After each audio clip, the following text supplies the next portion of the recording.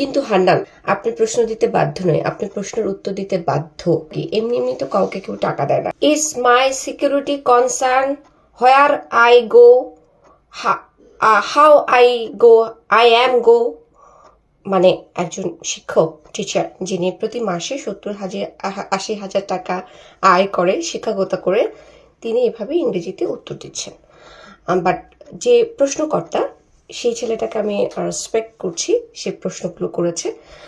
সে বাংলায় প্রশ্নগুলো করেছিল যে আপনি 24-এর আগে এভাবে চলতেন, আপনার এই অবস্থা ছিল, আর এখন আপনি গুলশানে অবস্থান করছেন, আলিশান গাড়িতে চলছেন, কিভাবে করছেন, আপনার আয়ের উৎসটা কি আমরা জানতে চাই। সেখানে হান্নান উত্তর দিয়েছে এভাবে, where I go, how I go. So প্রশ্ন করার প্রত্যেকটা নাগরিকের অধিকার আছে। যিনি প্রশ্ন করেছেন তিনি সচেতনভাবেই প্রশ্নটা করেছেন, আমি তাকে সম্মান জানাচ্ছি। কিন্তু হান্নান, আপনি যেটা বলেছেন, আপনি প্রশ্ন দিতে বাধ্য নয়, আপনি প্রশ্নের উত্তর দিতে বাধ্য। কারণ আপনি আমাদের উপরে দাঁড়িয়ে দুর্নীতি করছেন, এবং যে দুর্নীতির টাকাটা আপনার নিজের পকেটে ভরছেন, এবং আপনি যে আলিশান জীবন যাপন করছেন, সেই জীবনযাপনটা আপনি কিভাবে করছেন, সেই প্রশ্ন করার অধিকার আমাদের আছে, এবং আপনি সেটার উত্তর দিতে বাধ্য। কারণ আপনি আগে ছিলেন বেড়ার ঘরে, এখন আপনি গুলশানে আলিশান বাসায় থাকেন, আপনি গাড়িতে চড়েন। আপনার গাড়ি আগে কোথায় ছিল?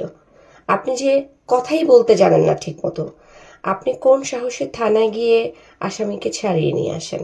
কোন, মানে এটা কোটার অধিকার থেকে, না মেধার অধিকার থেকে, না আপনি কোনো পজিশন হোল্ড করেন? আপনি যদি বলেন যে আমি কোনো পজিশন হোল্ড করি না, সুতরাং আমি বাধ্য নই আপনাদের প্রশ্নের উত্তর দিতে, তাহলে আপনি কোন পজিশন থেকে থানায় গিয়ে আসামিকে ছাড়িয়ে নিয়ে আসেন? আপনি কোন পজিশন থেকে এরকম সম্মুখ সারিতে দাঁড়িয়ে বড় বড় কথা বলেন? দেশটাতে আসলে কি করতে যাচ্ছেন? আমি প্রতিটা জনগণকে বলবো, প্রতিটা নাগরিককে বলবো যে আপনারা প্রশ্ন রাখেন, তারা প্রশ্নের উত্তর দিতে বাধ্য।